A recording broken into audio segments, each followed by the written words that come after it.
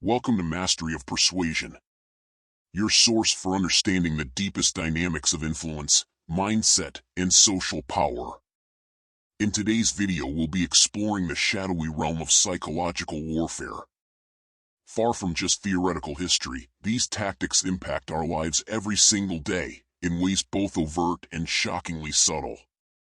Psychological warfare relies on mind games intended to deceive, demoralize, and destabilize opponents. While we think of warfare physically, some of the most effective techniques manipulate psychology rather than brute force. Gaslighting denies facts and events right in front of the target's eyes. Used politically when leaders insist their version of reality is true, sowing massive confusion and making targets doubt their own judgment, memories, and perceptions. Joseph Stalin infamously gaslit the Soviet public by insisting he had no role in the disappearance of political rivals, despite mass executions taking place. Stalin maintained an aura of benevolence while covertly arranging kidnappings, torture, and executions.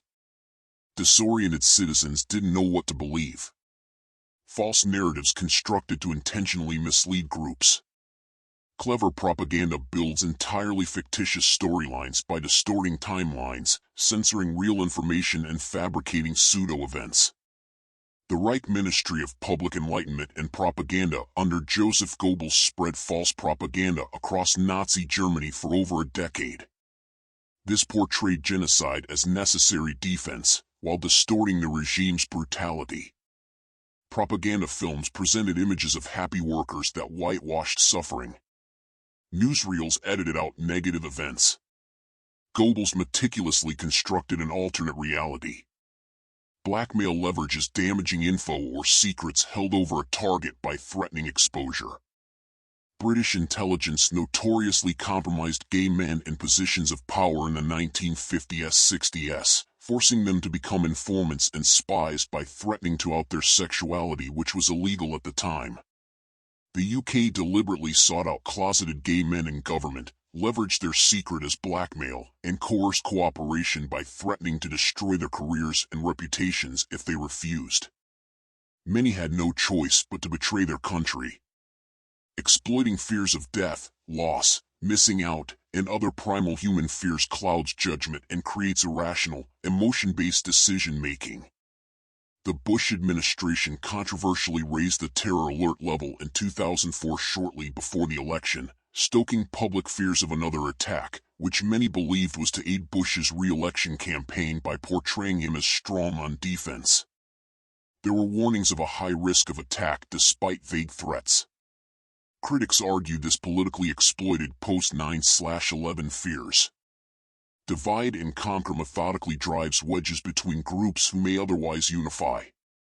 By turning factions against each other through distrust and conflicting agendas, unity becomes impossible. The British Empire was known to encourage ethnic tribalism and division in colonial Africa to prevent unified nationalism and rebellion against their rule. They empowered local tribal leaders to view rival factions as threats, preventing cooperation. The Hutu-Tutsi divide in Rwanda also traces back to colonists accentuating tribal differences. Threats and intimidation wore down mental resolve over time, especially from authority figures. Stalin's public purge trials and executions kept Soviet citizens anxious and compliant about potentially being labeled an enemy of the state on little evidence. The climate of paranoia quashed dissent. Show trials gave false admissions under torture the veneer of justice. The randomness kept citizens on edge about becoming a target. False promises appealed to human motivations like greed, avoidance of pain, or pursuit of happiness. But their benefits are fabricated, manipulatively exploiting desperate or complacent targets. Spanish conquistadors infamously manipulated native allies in Mexico with promises of power and wealth in exchange for turning on rival tribes, only to betray their native allies in the end. The Aztec Empire fell partly due to exploited rivalries and false promises used to divide them. Flattery, charm, and romance lower defenses through fulfillment of emotional and ego needs. FBI agent Cleophas Robinson posed as a radical civil rights leader within the Black Panther Party in 1969, using charm to gain trust then undermine the group with misinformation. His fabricated persona allowed him to climb the group's ranks and sabotage them from within through manipulation of interpersonal bonds.